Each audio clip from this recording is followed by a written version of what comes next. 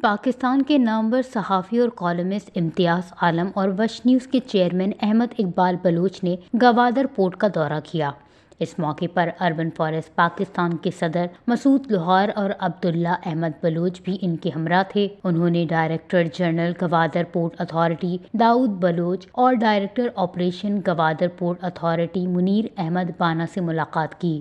Gwadar port کے حکام نے انہیں پورٹ میں جاری سرگرمیوں سے متعلق بریفنگ دیتے ہوئے کہا کہ گوادر پورٹ خطے میں سرمایہ کاری کا ایک اہم مرکز ہے۔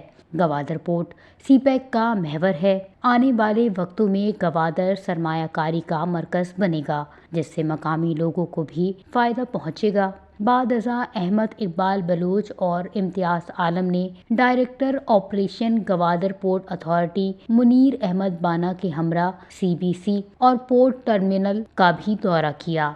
وش نیوز، گوادر، بلوچستان۔